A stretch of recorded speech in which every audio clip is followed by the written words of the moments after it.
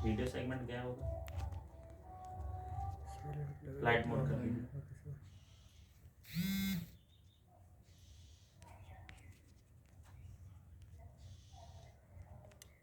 पसीने का जब निर्माण होता है तो हमारी ग्लैंड सक्रिय होती है और वह ग्लैंड क्या बनाएगी, स्वेट बनाएगी, जिससे धीरे धीरे हमारी बॉडी का इंटरनल टेम्परेचर कांस्टेंट बना रहता है, यानी इस टेम्परेचर को बढ़ने नहीं दिया जाता है।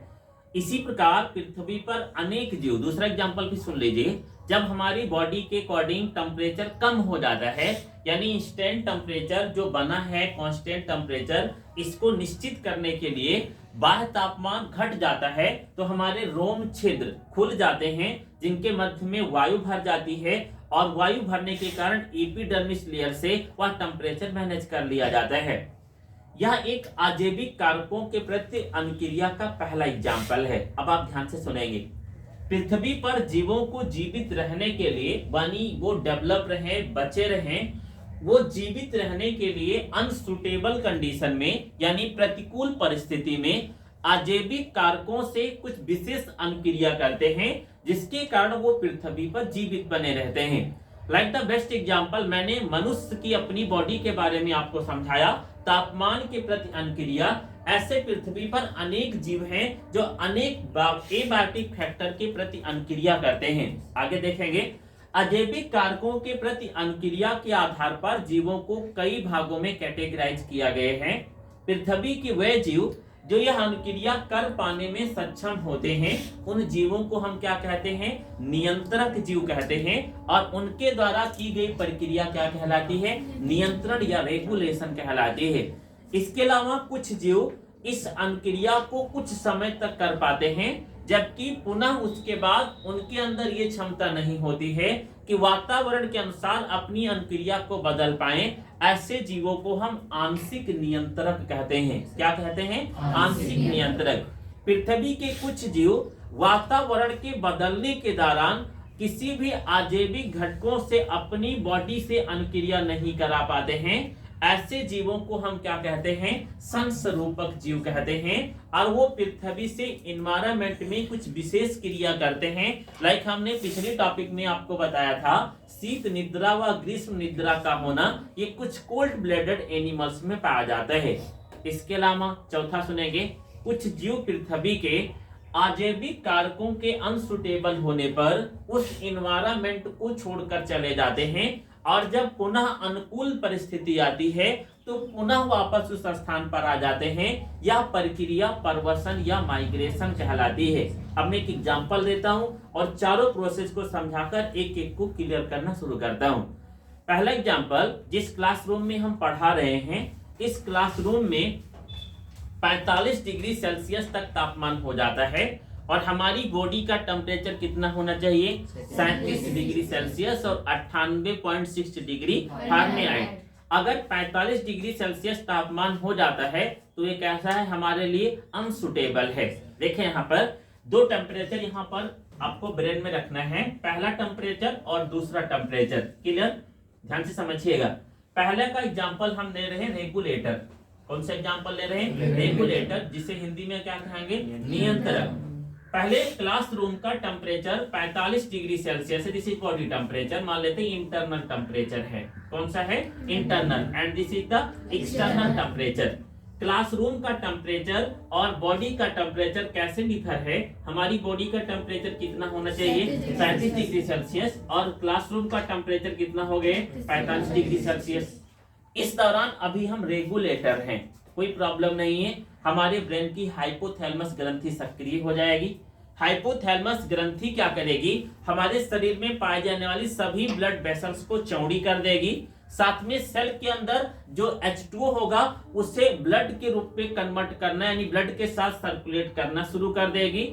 इस दौरान हमारे त्वचा में पाई जाने वाली स्वेट ग्लैंड सक्रिय हो जाएगी, और यह स्वेट ग्लैंड उस H2O को स्वेट के रूप में बनाकर स्किन की थ्रू मेसोडर्मिस एपिडर्मिस से बाहर करना शुरू कर देगी, जिससे हमारे बॉडी का इंटरनल टेम्परेचर निश्चित बना रहेगा। यानी दिस टेम्परेचर इज कांस्टेंट, ये जितना है उतना ही रहेगा, और इस टेम्परेचर को घटाने के लिए हमारे हाइपोथैलेमस ग्रंथि ने कुछ कार्य किया और टेम्परेचर को मैनेज करके रखा। This process is known as the regulation and IB Tiwari is known as the regulator. पहली कंडीशन। दूसरा ध्यान से सुनेंगे। बॉडी टेम्परेचर 37 डिग्री सेल्सियस है, क्लासरूम का टेम्परेचर 45 डिग्री सेल्सियस हो गया। आईबी तिवारी के अंदर क्षमता नहीं है कि इस टेम्परेचर को मैनेज कर पाए, यानी इसको घटा पाए या बढ़ा पाए। आईबी तिवारी कुछ देर तक पढ़ाते पढ़ाते गिरे और छटपटाकर मर गए, तो दिस आईबी तिवारी क्या कहलाएंगे? सस्पेंड। जोर से बोले, क्या कहलाएंगे? सस्पेंड कहलाएंगे। यानी यह प्रक्रिया क्या कहलाएगी? संस्वरूपण कहलाएगी। आईबी तिवारी को और क्लास पढ़ाना था आगे, तो टेम्परेचर जब बढ़ रहा था तो क्लास रूम छोड़कर भाग जाना चाहिए, फिर वापस जब टेम्परेचर सुटेबल हो जाए तो वापस आकर पढ़ाना चाहिए। अगर आईबी तिवारी इस दौरान क्लासरूम छोड़कर भाग जाते और फिर दोबारा क्लासरूम में आकर पढ़ाना शुरू करते, तो this process is known as the migration. इसे क्या कहा जाता? माइग्रेशन कहा जाता। ध्यान से समझ के एक एग्जांपल और लेते हैं। क्लासरूम के टेम्परेचर बढ़ने के दौरान कुछ समय तक आईबी तिवारी ने अपनी बॉडी टेम्परेचर से उसे मैनेज करने का प्रयास किया, लेकिन बाद में देखा ये हमारे बस की बात नहीं है, तो क्लासरूम छोड़कर भागने का प्रयास किए। तब आईबी तिवारी क्या कहलाएंगे? Partially regulator. क्या कहलाएंगे? Partially regulator. समझ में आ रहा है सभी को? कितने लोगों को समझ में आ रहे हैं? ये चार एग्जांपल चारों प्रोसेस के लिए मैंने आपको समझा दिए हैं। एक बार मैं पूरा रिवाइज कर देता हूँ, ध्यान से समझिएगा, फिर ये पूरी प्रोसेस आप इन्वायरमेंट में समझ लेंगे।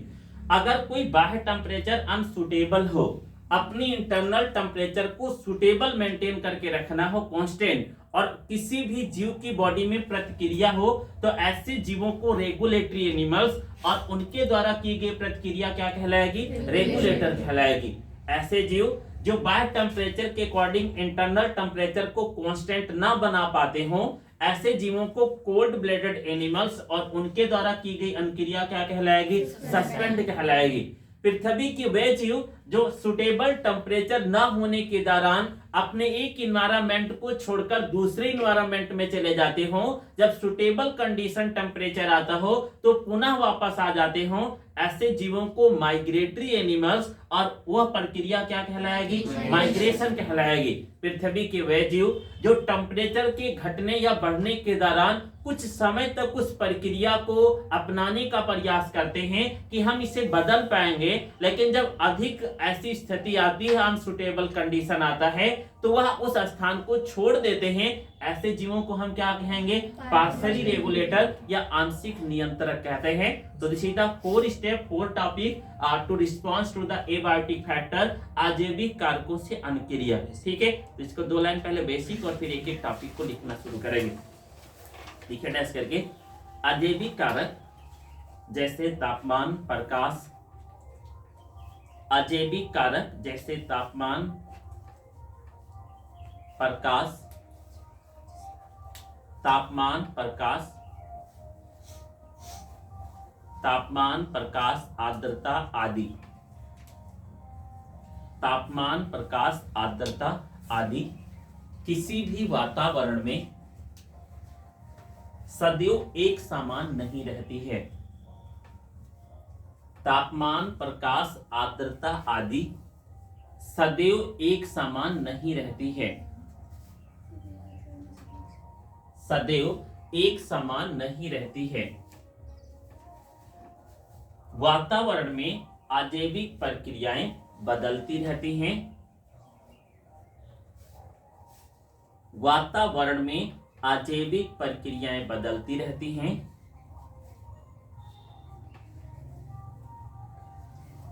इन अजैविक प्रक्रियाओं के बदलने के दौरान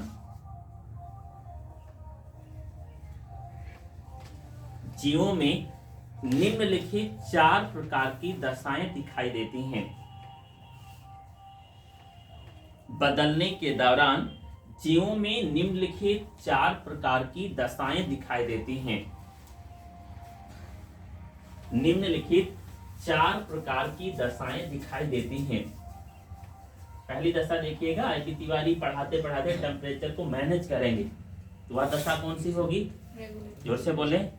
अगर टेम्परेचर बढ़ गए हैं और मैं क्लास में पढ़ाते पढ़ाते मैनेज कर लूंगा तो कौन सी दशा, जोर से बोले, रेगुलेशन। कौन सी दशा होगी? एक एग्जाम्पल ब्रेन में रखेंगे, क्लासरूम में टेम्परेचर घटे या बढ़े हम सब मैनेज करके रखेंगे तो क्या कहलाएगा? रेगुलेशन। और मैं क्या कहलाऊंगा? Regulatory animals. Clear?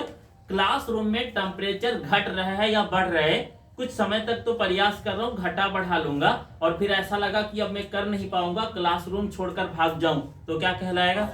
Partially regulation. क्या कहलाएगा? Partially regulation. और मैं क्या कहलाऊंगा? Partially regulator animals. क्लियर? आगे देखेंगे, हमें पहले ही पता चल जाए कि यह क्लासरूम का टेम्परेचर बढ़ने या घटने वाला है तो क्लासरूम छोड़कर 15 से 20 मिनट के लिए या 2 घंटे के लिए बाहर चला जाऊं और फिर जब अनुकूल तापमान आ जाए तो फिर आकर पढ़ाने लगूं तो क्या कहलाऊंगा? Migratory animals. क्या कहलाऊंगा?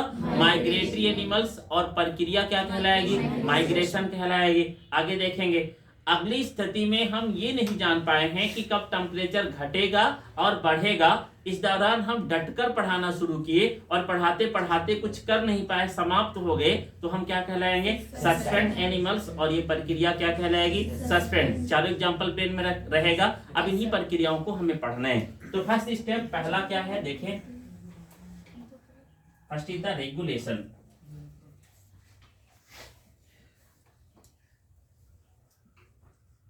रेगुलेशन या हिंदी में क्या कहेंगे? नियंत्रण। स्टार्टिंग डाल लीजिए, नियंत्रण या रेगुलेशन। नियंत्रण के बारे में डायरेक्ट लिखेंगे, पृथ्वी के कुछ जीव, पृथ्वी के कुछ जीव शरीर का ताप परासरण सांद्रता को स्थिर बनाए रखने के लिए, पृथ्वी के कुछ जीव शरीर के ताप के परासरण सांद्रता को स्थिर बनाए रखने के लिए सक्षम होते हैं। स्थिर बनाए रखने के लिए सक्षम होते हैं। स्थिर बनाए रखने के लिए सक्षम होते हैं तथा समस्थैतिकता को बनाए रखते हैं तथा समस्थैतिकता को बनाए रखते हैं। ऐसे जीवों को समस्थैतिक जीव, ऐसे जीवों को समस्थैतिक जीव या नियंत्रक,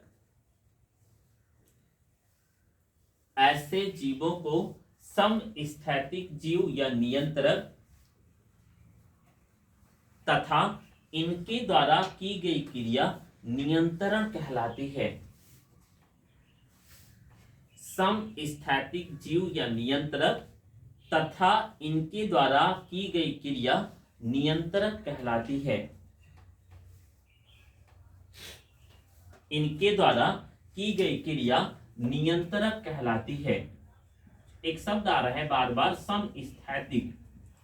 कौन सा शब्द आ रहा है? समस्थैतिक। अगर हम इस शब्द का संधि विच्छेद करें तो तोड़े तो सम मीन्स हुआ समान, स्थैतिक मीन्स स्थिति के अनुसार बनाए रखना, यानी अपनी बॉडी टेम्परेचर को समान स्थिति के अनुसार बनाए रखना, कांस्टेंट मैनेज करके रखना। अब आप ध्यान से सुनिएगा, 33 डिग्री सेल्सियस तापमान है एक्सटर्नल टेम्परेचर, बट हमारी बॉडी का टेम्परेचर कितना है? 37 डिग्री सेल्सियस। कितनी कमी आई है? 4 डिग्री सेल्सियस की। तो हमारी बॉडी के हाइपोथैलेमस ग्रंथि सक्रिय करा के हमारे रोम छिद्रों को ओपन करे और ईयर स्पेस यानी ईयर को वहां पर मैनेज करे, इससे external body temperature internal body temperature को डिस्टर्ब ना कर पाए। तो यह प्रक्रिया क्या कहलाएगी? समस्थैतिकता। दूसरा सुनिएगा, बॉडी टेम्परेचर के अधिक होने पर इंटरनल बॉडी टेम्परेचर के 37 डिग्री सेल्सियस रहने पर, एक्सटर्नल बॉडी टेम्परेचर के अधिक होने पर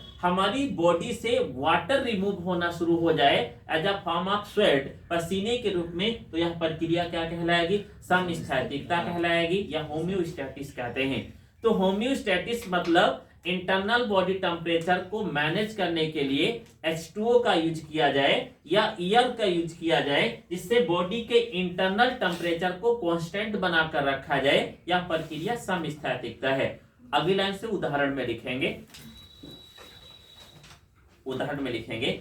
स्तनधारी तथा पक्षी व कुछ अन्य कशेरुकी, स्तनधारी तथा पक्षी व कुछ अन्य कशेरुकी नियंत्रक के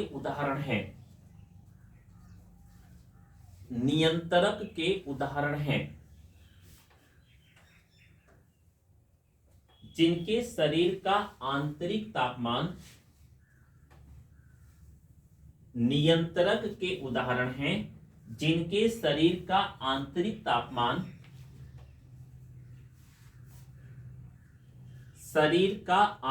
तापमान बाह्य तापमान के घटने या बढ़ने पर, आंतरिक तापमान बाह्य तापमान के घटने या बढ़ने पर कुछ विशिष्ट अनुक्रियाएं करता है। घटने या बढ़ने पर कुछ विशिष्ट अनुक्रियाएं करता है, जिससे शरीर का आंतरिक तापमान निश्चित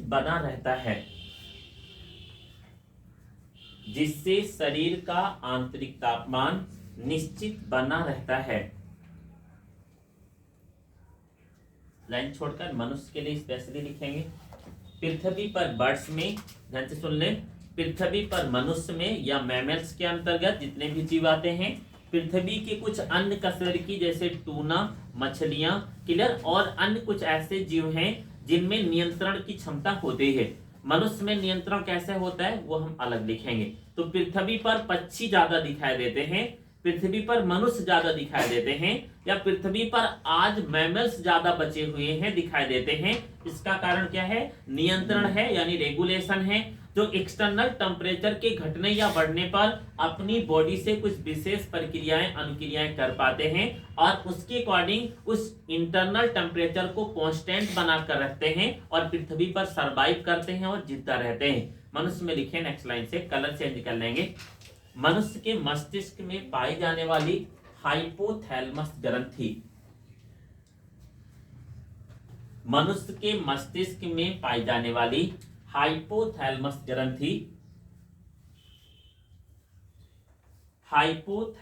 ग्रंथि मुख्य रूप से नियंत्रण के लिए उत्तरदायी होती है। मुख्य रूप से नियंत्रण के लिए उत्तरदायी होती है। फुल विराम करके लिखेंगे। बाह्य तापमान के अधिक होने पर या बढ़ने पर,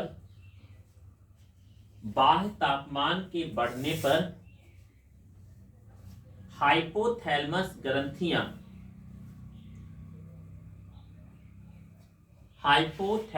ग्रंथियां शरीर के रुधिर वाहिकाओं का आकार बढ़ा देती हैं। शरीर के रुधिर वाहिकाओं का आकार बढ़ा देती हैं,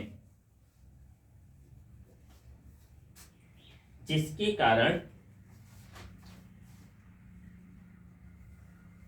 शरीर के अधिकतम भाग से जल स्थानांतरित होकर रुधिर में जाता है, जिसके कारण शरीर के अधिकतम भाग से जल स्थानांतरित होकर रुधिर में जाता है, स्थानांतरित होकर रुधिर में जाता है। उद्ग्राम करके लिखेंगे।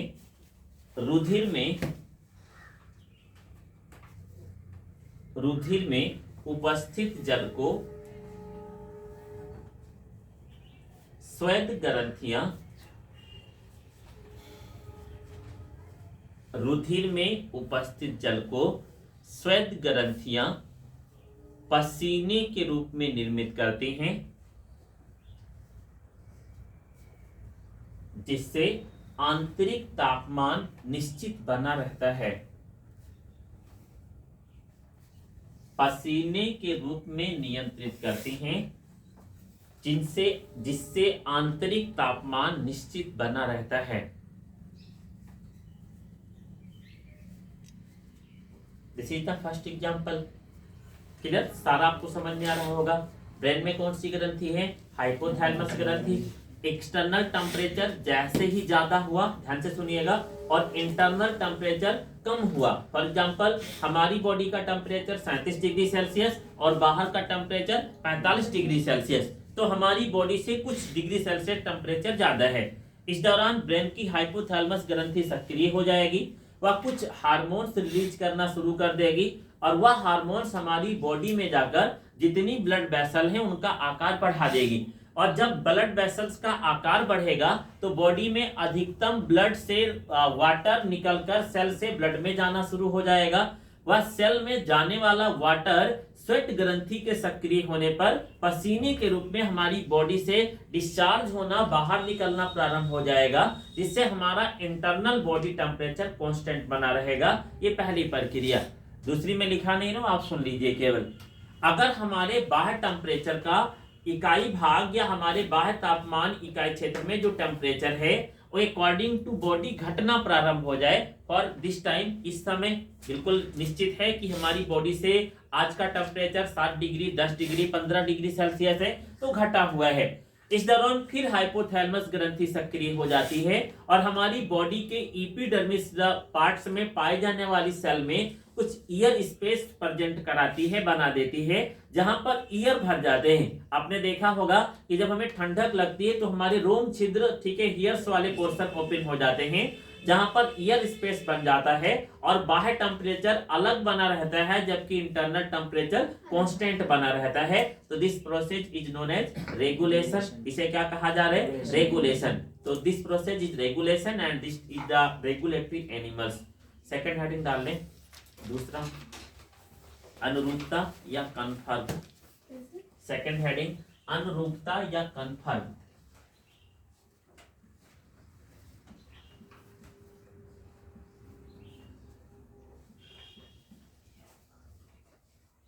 अनुरूपता या कन्फर्म क्या है? एग्जाम्पल, टेम्परेचर के घटने या बढ़ने पर बॉडी का इंटरनल टेम्परेचर मैनेज न किया जा सके तो यह प्रक्रिया क्या कहलाएगी? अनुरूपता। और ऐसे जीवों को क्या कहेंगे? अनुरूपक जीव। फॉर एग्जाम्पल, आप मेढक को एक निश्चित समय में देखते हैं, मैक्सिमम मेढक आपको बरसात के समय में दिखाई देते हैं, बिकॉज राना टिग्रीना और frog is the cold blooded animals. ये एक शीत रुधिर वाले जंतु होते हैं। एक निश्चित तापमान को घटने या बढ़ने के दौरान ये अपनी इंटरनल बॉडी टेम्परेचर को कांस्टेंट नहीं रख पाते हैं। फॉर एग्जांपल, इस क्लासरूम में मेढक प्रेजेंट हो और इस क्लासरूम का टेम्परेचर 45 डिग्री सेल्सियस हो जाए, मेढक की बॉडी का टेम्परेचर 20 डिग्री सेल्सियस है, तो उसकी बॉडी का भी टेम्परेचर कितना हो जाएगा? 45 डिग्री सेल्सियस। समझ पा रहे हो? देखिए, मैं 2 एग्जाम्पल के साथ ले रहा हूँ, तब आपको ज्यादा समझ में आएगा। ये मान लीजिए फ्रॉग है और इस फ्रॉग के बॉडी का टेम्परेचर 20 डिग्री सेल्सियस निश्चित है। क्लियर? अब ये जिस स्थान पर है, एक्सटर्नल टेम्परेचर मान लेते हैं 45 डिग्री सेल्सियस हो गया, और फ्रॉग के बॉडी में कोई व्यवस्था नहीं है, कोई विशेषता नहीं है कि इस बॉडी टेम्परेचर को कांस्टेंट बनाकर रख पाए। यानी इसमें हाइपोथैलेमस जैसी ग्रंथि नहीं है, स्वेट ग्रंथि नहीं है, या कोई प्रक्रिया नहीं है, तो निश्चित है कि 20 डिग्री सेल्सियस जो इंटरनल टेम्परेचर है किसमें कन्वर्ट हो जाएगा? 45 डिग्री सेल्सियस में। और जैसे ही फ्रॉग की बॉडी में 45 डिग्री सेल्सियस तापमान हो जाएगा, निश्चित है फ्रॉग की मृत्यु हो जाएगी, यानी यह जिंदा नहीं रह पाएगा। इसके अलावा मान लेते हैं 20 डिग्री सेल्सियस की अपेक्षा उस एक्सटर्नल टेम्परेचर का जो एनवायरनमेंट का टेम्परेचर है कितना हो जाए? 5 डिग्री सेल्सियस, तो फ्रॉग की बॉडी का भी टेम्परेचर 5 डिग्री सेल्सियस हो जाएगा। अब फ्रॉग के पास 2 सिचुएशन है, या तो पृथ्वी से समाप्त हो जाइए या तो पृथ्वी से कहीं भागकर छिप जाइए। यही दो कंडीशन है। पहला, पृथ्वी से समाप्त हो जाइए या पृथ्वी से कहीं अलग हो जाइए, उस एरिया में चले जाइए, जब सुटेबल टेम्परेचर आएगा तो फिर वापस आ जाइए। तो ऐसे एनिमल्स जो अपनी बॉडी, ध्यान से सुनिएगा, ये मोस्ट इंपॉर्टेंट है 2 नंबर के लिए board exam. Cold blooded animals किसे कहते हैं, एग्जामिनर साहब परेशान है लिखते लिखते। शीत रुधिर वाले जंतु किसे कहते हैं, 1 नंबर तो मैंने देखा है कि वो भूल ही नहीं रहे। शीत निद्रा क्या है, फिर पूछेंगे ग्रीष्म निद्रा की, कुछ भी नहीं है। वैसे जीव जो अधिक टेम्परेचर के घटने के दौरान अपनी बॉडी की सेल के मेटाबॉलिज्म को घटा लेते हो, कुछ समय के लिए निष्क्रिय अवस्था में पृथ्वी पर रहते हो, सुटेबल कंडीशन आने पर वह मेटाबॉलिज्म फिर क्रिएट कर लेते हो, बढ़ा लेते हो और फिर सामान्य जीव की तरह कार्य करने लगते हो। वह निद्रा जो कोल्ड समय की गई है उसे क्या कहेंगे, शीत निद्रा। अगर यह ग्रीष्म के समय की जाए तो क्या कहलाएगी, ग्रीष्म निद्रा कहलाएगी। ऐसे जीवों को क्या कहेंगे, कोल्ड ब्लडेड एनिमल्स या शीत रुधिर वाले जंतु। और ऐसे जीवों के द्वारा की गई प्रक्रिया क्या कहलाएगी, अनुरूपता या कन्फर्म कहलाते हैं। यहीं पर पार्शली रेगुलेशन के बारे में सुनते हैं। पृथ्वी के कुछ प्राणी, कुछ जीव ऐसे हैं जब उनके बॉडी के अकॉर्डिंग सुटेबल टेम्परेचर नहीं होता है, वह घटता या बढ़ता रहता है, तो कुछ समय तक उसे वो मैनेज कर पाते हैं। लेकिन जब वह टेम्परेचर अधिक ज्यादा घट जाए या अधिक ज्यादा बढ़ जाए तो वह अपनी बॉडी के उस इंटरनल टेम्परेचर को कांस्टेंट नहीं रख पाते हैं। ऐसे जीवों को हम आंशिक नियंत्रक या पार्शली रेगुलेटर एनिमल्स कहते हैं और उनके द्वारा की गई प्रक्रिया आंशिक नियंत्रण कहलाती है। क्या कहलाती है, आंशिक नियंत्रण। तो अनुरूपता को लिखें फटाफट। लगभग 99% जंतु किसी स्थिर अनुकूल क्षेत्र में, किसी निश्चित अनुकूल क्षेत्र में बाह्य वातावरण को बना पाने में सक्षम नहीं हो पाते हैं।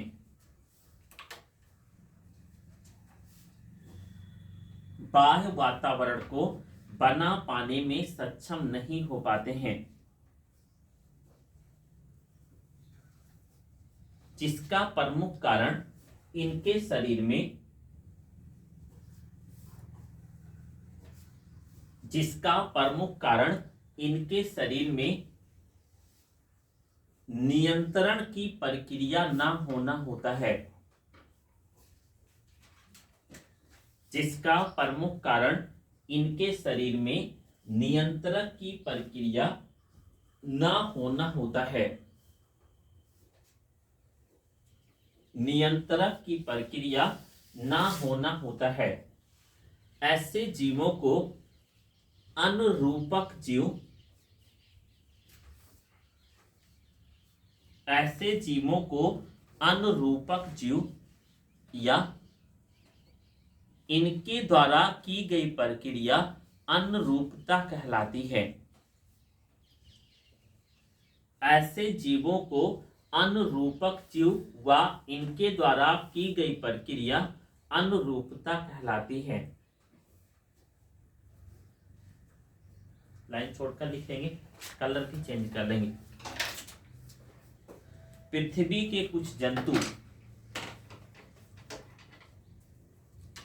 उष्माक्षेपी ब्रैकेट में इंडोथर्मिक, पृथ्वी के कुछ जंतु उष्माक्षेपी ब्रैकेट में इंडोथर्मिक होते हैं। उष्माक्षेपी ब्रैकेट में इंडोथर्मिक होते हैं, जिनमें बाह्य तापमान के प्रति, बाह्य तापमान के प्रति आंतरिक तापमान को नियंत्रित करने की क्षमता नहीं होती है। बाह्य तापमान के प्रति आंतरिक तापमान को नियंत्रित करने की क्षमता नहीं होती है। ऐसे जीवों को विषमतापी या शीत रुधिर वाले जंतु कहते हैं। ऐसे जीवों को विषमतापी या शीत रुधिर वाले जंतु कहते हैं।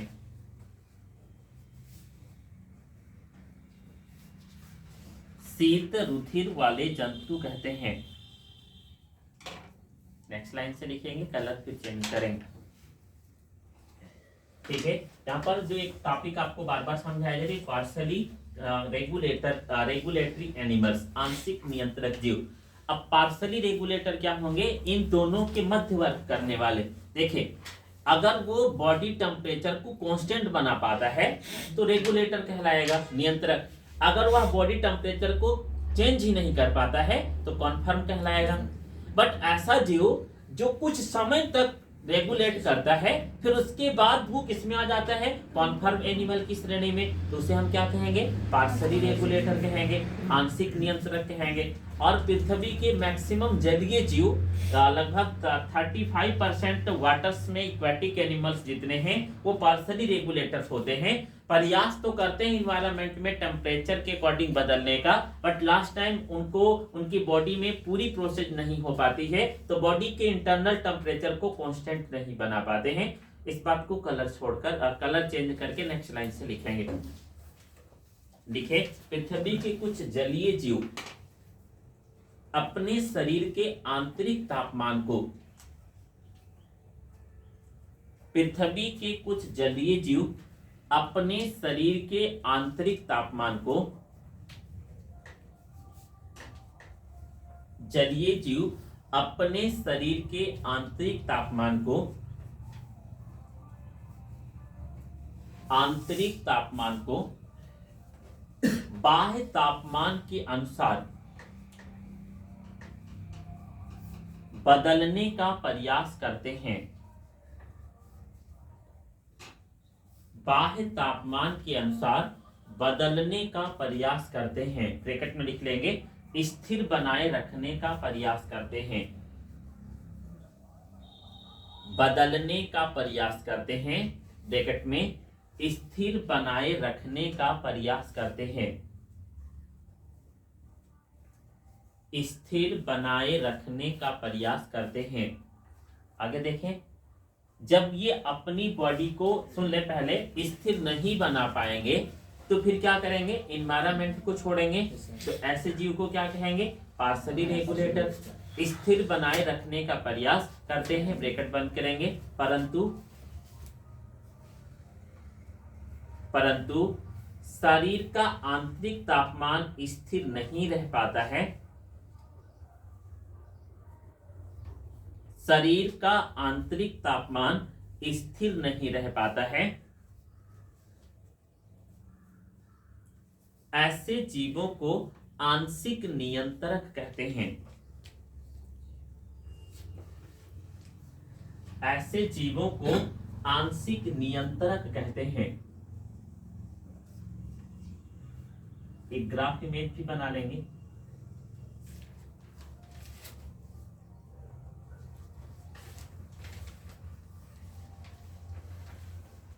साथ में बनाते रहे नेक्स्ट ग्राफ।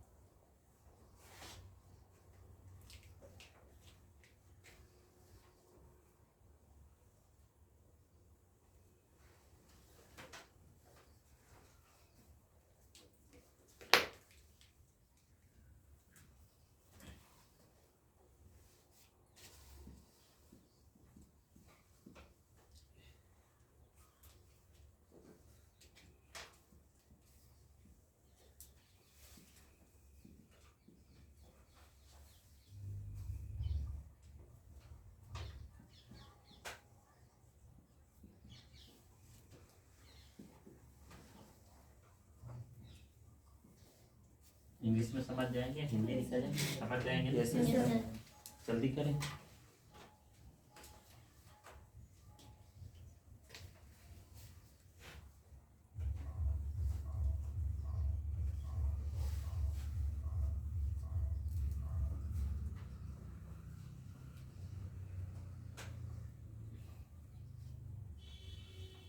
हो गया?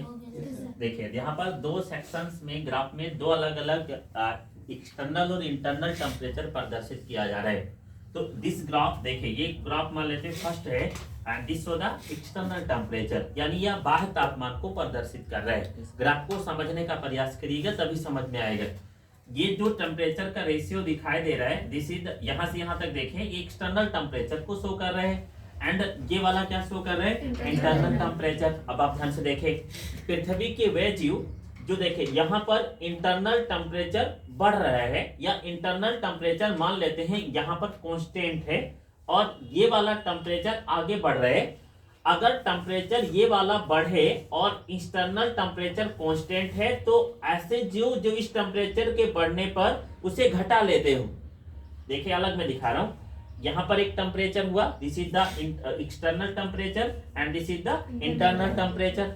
अब अगर मान लीजिए ये टेम्परेचर यहाँ पर है तो जैसे ये ग्राफ प्रदर्शित कर रहे हैं कि ऊपर जाएंगे तो टेम्परेचर बढ़ रहा है और नीचे आएंगे तो टेम्परेचर घट रहा है। इतनी बात समझ में? मान लीजिए यहाँ पर 0 था, 0 डिग्री सेल्सियस, तो यहाँ पर था 30 डिग्री सेल्सियस और यहाँ पर था 60 डिग्री सेल्सियस। इतनी बात समझ में आई? अगर किसी जीव का इंटरनल टेम्परेचर 30 डिग्री सेल्सियस है और इस जीव के, अब हम इधर चलेंगे तो ये ग्राफ बढ़ेगा। मेरी बात समझ पा रहे हैं? यानी यहाँ पर 0 डिग्री सेल्सियस है और यहाँ पर क्या होगा, 30 डिग्री सेल्सियस और यहाँ पर क्या होगा, 60 डिग्री सेल्सियस। अगर इस जीव का इंटरनल टेम्परेचर 30 डिग्री सेल्सियस है बट हम यहाँ पर पहुंचे और जहां पर एक्सटर्नल टेम्परेचर कितना है, 30 डिग्री सेल्सियस, तो इस जीव की बॉडी में कोई परिवर्तन नहीं आया, यानी 30 यहाँ था और 30 यहाँ भी है। और आगे बढ़ेंगे, 50 डिग्री सेल्सियस था तब भी इस जीव ने अनुक्रिया और प्रतिक्रिया की और अपनी बॉडी के टेम्परेचर को घटने और बढ़ने नहीं दिया, तो उसे हम क्या कहेंगे, रेगुलेटर कहेंगे। कितने लोगों को समझ में आया? आगे देखते हैं, ऐसे जीव जो मान लेते हैं कि टेम्परेचर धीरे धीरे यहाँ से धीरे धीरे बढ़ता जाए, ब्लू लाइन को देखें, अगर ये टेम्परेचर बढ़ता चला जाए और उनका इंटरनल टेम्परेचर घटे ना, देखे ये टेम्परेचर बढ़ रहा है, बढ़ रहे हैं, लेकिन क्या इंटरनल टेम्परेचर में कोई परिवर्तन आ रहे हैं? नहीं आ रहे। मतलब क्या है, जैसे जैसे एक्सटर्नल टेम्परेचर बढ़ रहा है वैसे जैसे इंटरनल टेम्परेचर भी बढ़ता चला जा रहा है, यानी उसे बदला नहीं जा रहा है। जैसे ये ग्राफ क्या बता रहे, इधर से इधर की तरफ चल रहे हैं तो मतलब ये वाला बढ़ रहा है, बढ़ रहा है ना, और ऊपर भी जा रहे हैं तो ये वाला भी बढ़ रहे हैं। समझ पा रहे हो? कितने लोग समझ पा रहे हैं? इधर जा रहे हैं तो एक्सटर्नल बढ़ रहा है और ऊपर जा रहे हैं तो इंटरनल बढ़ रहा है। ऐसे जीव जो एक्सटर्नल और इंटरनल दोनों में परिवर्तन नहीं कर पाते हैं उन्हें हम क्या कहते हैं, कन्फर्म कहते हैं। अभी मैंने समझाया।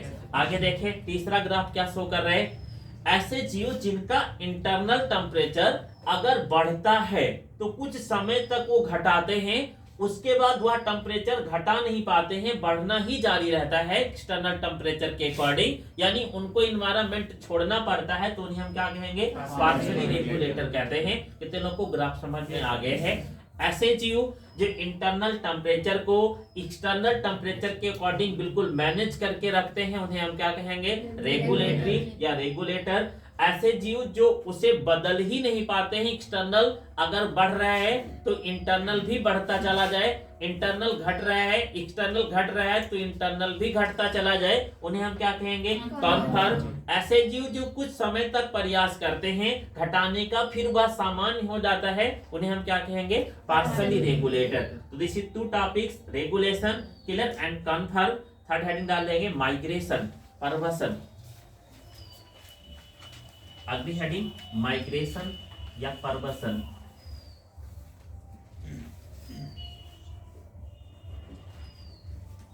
What is migration? ऑलरेडी मैंने आपको जब टॉपिक्स पढ़ाई है लाइट और टेम्परेचर, तो मैंने ठीक है वहां पर लाइट के दौरान थोड़ा सा इसके बारे में डिस्कस किया था कि माइग्रेशन क्या है।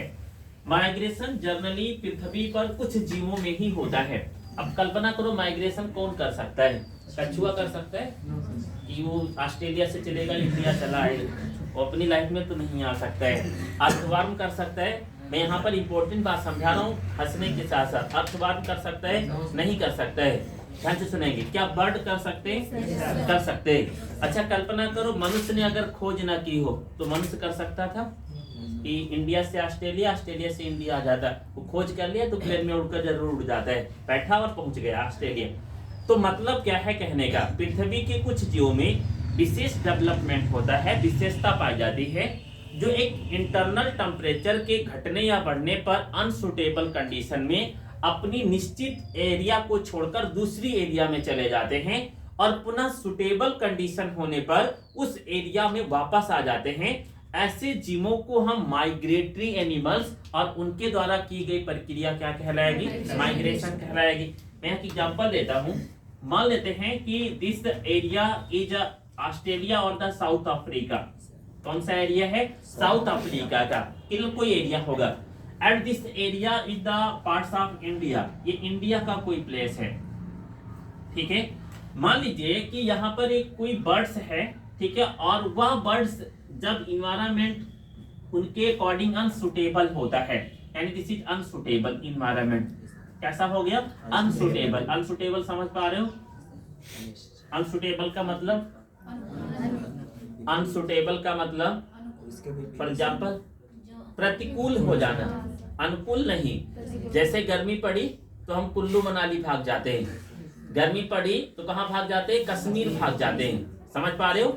और जैसे ठंडक होती है कुल्लू मनाली छोड़कर फिर कहाँ भागते हैं? रेगिस्तान राजस्थान की तरफ। मेरी बात समझ पा रहे? तो अनसुटेबल का मतलब अकॉर्डिंग टू बॉडी टेम्परेचर ना हो, या तो ज्यादा हो या तो कम हो, तो इस कंडीशन को क्या कहेंगे? Unsuitable condition. साउथ अफ्रीका का तापमान अत्यंत कम हो गया है और यहाँ पर कोई बर्ड थी, इस बर्ड ने फ्लाई किया, यानी इस बर्ड ने यहाँ से माइग्रेशन किया और यह लगभग 2500 किलोमीटर की दूरी तय करती है और 2500 किलोमीटर की दूरी तय करके कहां पहुंच गई? इंडिया पहुंच गई। कितने दिनों के लिए? जब तक साउथ अफ्रीका का टेम्परेचर मिनिमम मैक्सिमम मिनिमम रहेगा, यानी लगातार कम से कम होता चला जाएगा, मिनिमम टू मिनिमम, यानी 3 मंथ तक, 3 माह तक ये बर्ड यहीं रहेगी। देन इसके बाद इंडिया का टेम्परेचर इसके अकॉर्डिंग अनसुटेबल होने वाला है। क्लियर? मान लीजिए इसकी बॉडी के लिए 25 डिग्री सेल्सियस तापमान की आवश्यकता है, इंडिया में अब 42 डिग्री सेल्सियस तापमान होने वाला है, तो फिर ये कहां भाग कर जाएगी? South Africa. क्लियर? तो this condition, this process is known as migration. क्या कहलाएगा? माइग्रेशन। पृथ्वी पर माइग्रेशन की प्रक्रिया 2 ही जीवों में देखी जा सकती है, या तो अधिकतम बर्ड्स माइग्रेशन करते हैं या फिर मछलियां माइग्रेशन करते हैं। विभिन्न प्रकार के सी एरिया और ओशियंस में पाई जाने वाली फिशेज अपनी पूरी एरिया को छोड़कर 2000 से अधिक किलोमीटर की दूरी को तय कर लेती हैं और दूसरी एरिया में चली जाती हैं, पुनः सुटेबल कंडीशन होने पर वापस आ जाती हैं। इसे लिख लेंगे फटाफट। माइग्रेशन क्या है? हेडिंग डालेंगे परवसन या माइग्रेशन, लिखे डैश करके। परवसन या माइग्रेशन में इसका एक नाम और है, वो भी लिख लें, अभिगमन। परवसन, माइग्रेशन या अभिगमन, लिखे डैश करके। भोजन, अनुकूल मौसम, आवास एवं भोजन, अनुकूल मौसम, आवास एवं अन्य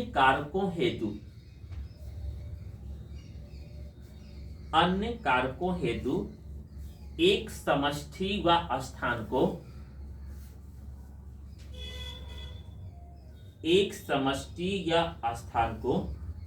छोड़कर दूसरे स्थान पर गमन करने की प्रक्रिया। एक समष्टि या स्थान को छोड़कर दूसरे स्थान पर गमन करने की प्रक्रिया परवसन या अभिगमन कहलाता है। गमन करने की प्रक्रिया परवसन या अभिगमन कहलाता है। पूर्ण विराम करके लिखेंगे। पृथ्वी के अधिकतम जीव तथा मछलियां पृथ्वी के अधिकतम पक्षी तथा मछलियां, पृथ्वी के अधिकतम पक्षी तथा मछलियां अभिगमन प्रक्रिया को अपनाते हैं। अभिगमन प्रक्रिया को अपनाते हैं।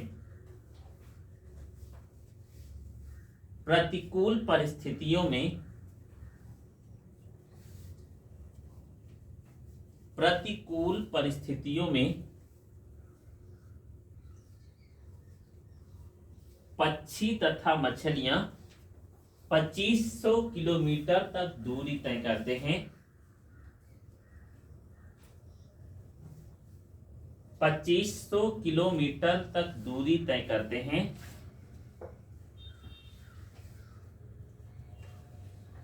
और अनुकूल परिस्थितियों की तलाश करते हैं।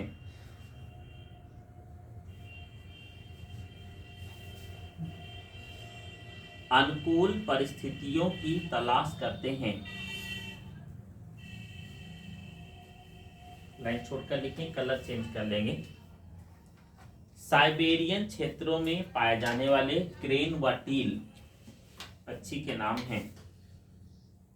साइबेरियन क्षेत्रों में पाए जाने वाले क्रेन व टील जैसे पक्षी, क्रेन व टील, साइबेरियन क्षेत्रों में पाए जाने वाले क्रेन व टील जैसे पक्षी, क्रेन व टील जैसे पक्षी दक्षिण अफ्रीका से भरतपुर राजस्थान भारत में, दक्षिण अफ्रीका से भरतपुर राजस्थान भारत में प्रवसन करके आते हैं। भरतपुर राजस्थान भारत में प्रवसन करके आते हैं। दिस इज माइग्रेशन, सबको समझ में आ गया होगा। क्लियर। प्रवसन, अभिगमन या माइग्रेशन क्या है, लास्ट टॉपिक पढ़कर जाएंगे समाप्त करके। हेडिंग डाल लें लास्ट, अस्थायी निष्क्रियता या सस्पेंड, अस्थायी निष्क्रियता या सस्पेंड। एग्जाम्पल मैंने अपना तो नहीं दिया था तो दोहरा देता हूं, फिर हम पूरी टॉपिक पढ़ेंगे। चौथी टॉपिक है अस्थायी निष्क्रियता या इसे कहते हैं सस्पेंड।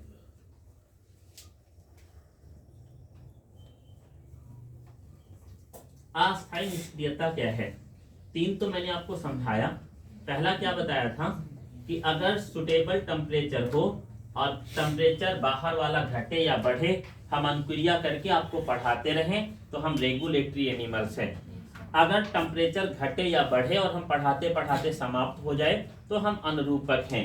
अगर टेम्परेचर घटे या बढ़े, इस दौरान कुछ समय के लिए क्लासरूम छोड़कर भाग जाएं और फिर आकर पढ़ाना शुरू करें तो हम क्या हैं, माइग्रेटरी एनिमल्स। और यह प्रक्रिया क्या है, माइग्रेशन है। अब चौथा सुनिएगा, हम कंटिन्यू पढ़ा रहे हैं और इस दौरान हमें ये पता चल गया कि हमारे अकॉर्डिंग अब सुटेबल कंडीशन नहीं है, तो ये निश्चित हो गया कि अब हम पृथ्वी पर जिंदा नहीं बचेंगे। हमने अपनी बॉडी से कुछ यूनिसेलर विशेष सेल को बनाकर छोड़ दिया कि चलो हम जा रहे हैं तो ये सेल बची रहेगी और फिर कुछ समय बाद वह सेल डिवाइड करके आईबी तिवारी बनेगी और बायोलॉजी पढ़ाना शुरू कर देगी। इस प्रोसेस इज नोन एज अस्थायी निष्क्रियता या इसे क्या कहेंगे, सस्पेंड कहेंगे। अब इसको ध्यान से सुनिएगा। पृथ्वी के कवकों में, शैवालों में व कुछ प्रकार के जीवाणुओं में, दोबारा कवकों, शैवालों तथा जीवाणुओं में प्रतिकूल परिस्थिति के दौरान, यानी जब वहां पर सुटेबल कंडीशन नहीं होता है, इस दौरान इनके बॉडी से यूनिसेलुलर विशिष्ट संरचना का फॉर्मेशन होता है जिसे हम स्पोर या बीजाणु कहते हैं। पुनः जब प्रतिकूल परिस्थिति समाप्त होती है, अनुकूल परिस्थिति निर्मित होती है, बनती है, तो यह बीजाणु जर्मिनेट करता है, नए कवक, नए शैवाल या नए बीजाणु का नए कवक, नए शैवाल या नए जीवाणु का निर्माण करता है।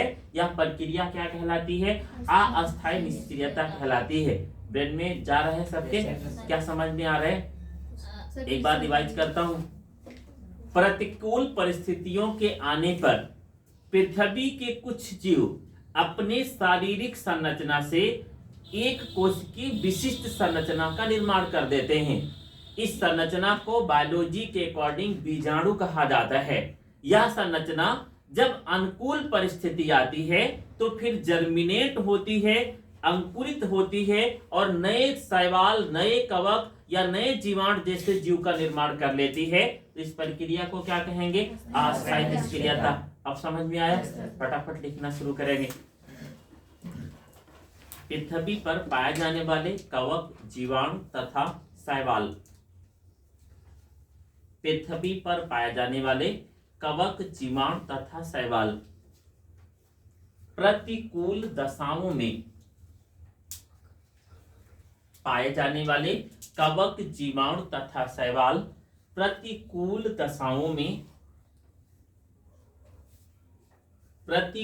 दशाओं में एक कोशिकीय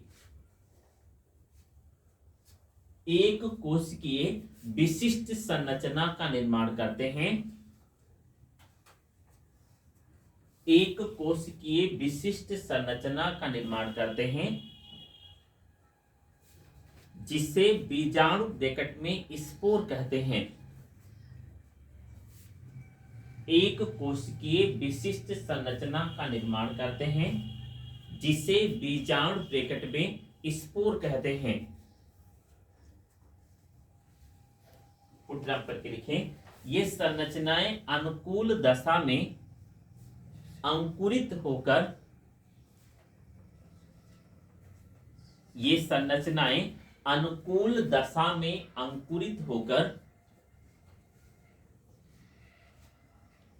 अनुकूल दशा में अंकुरित होकर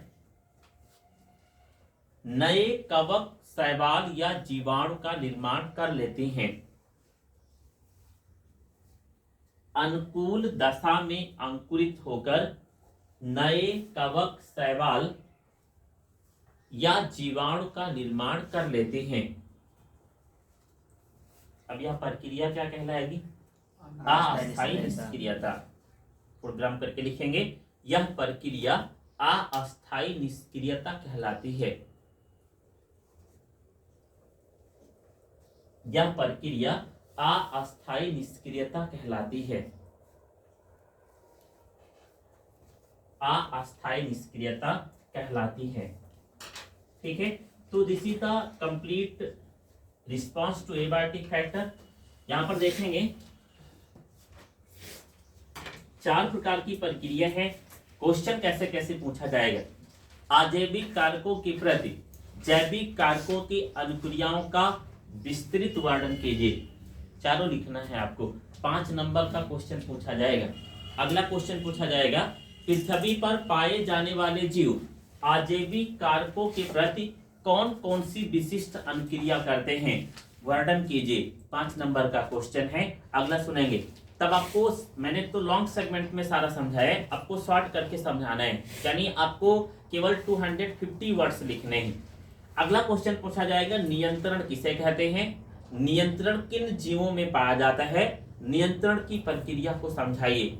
अगला क्वेश्चन बनेगा, अनुरूपता या कन्फर्म क्या है? अनुरूपता किसे कहते हैं? जीवों में पाए जाने वाले अनुरूपता की प्रक्रिया को समझाइए। तब आपको केवल ये लिखने हैं। अगला पूछा जाएगा, परवसन क्या है? परवसन किन विशिष्ट जीवों में पाया जाता है? इस प्रक्रिया को समझाइए। अगला, अस्थायी निष्क्रियता क्या है? इसके आधार पर जीव विशिष्ट क्यों होते हैं, समझाइए। चलिए क्वेश्चन चेंज करते हैं। टिप्पणी लिखिए। सेगमेंट मैंने क्या बना दिया? टिप्पणी लिखिए। ए नंबर नियंत्रण, बी नंबर अनुरूपता, क्लियर, छोड़ देते हैं। टिप्पणी लिखिए। ए नंबर परवसन, बी नंबर अस्थायी निष्क्रियता। Many types of question. 1 number में पूछा जाता है, परवसन किसे कहते हैं? किसी को नहीं कहते। एक स्थान को छोड़कर भाग जाना और फिर दोबारा वापस वहीं भाग आना। कब आना? प्रतिकूल परिस्थिति के बाद अनुकूल परिस्थिति आने पर, यही परवसन है। बॉडी टेम्परेचर घट रहा हो, बॉडी टेम्परेचर बढ़ रहा हो, हम अपनी बॉडी टेम्परेचर को बदलने नहीं देंगे। क्या कहेंगे इसे? रेगुलेशन। बॉडी टेम्परेचर घट रहा है और बॉडी टेम्परेचर बढ़ रहा है, यानी एक्सटर्नल टेम्परेचर को हम मैनेज नहीं कर पाएंगे और समाप्त हो जाएंगे, या हमें इन्वायरमेंट छोड़ना पड़ेगा पहले ही। यह प्रक्रिया क्या कहलाएगी? अनुरूपता। अनसुटेबल कंडीशन में भाग जाएं और सुटेबल पर आ जाए, फिर सुटेबल होने पर वहीं पर निश्चित बने रहे, तो माइग्रेशन।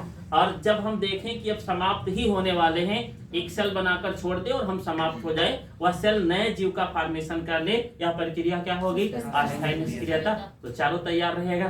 नेक्स्ट हेडिंग डाल लीजिए एक साथ, ग्रीष्म निद्रा व शीत निद्रा। नेक्स्ट हेडिंग, ग्रीष्म निद्रा व शीत निद्रा। ठीक है, इसकी शुरुआत कल करेंगे। इसके अलावा आज का जो HW है केवल एक में दे रहा हूं।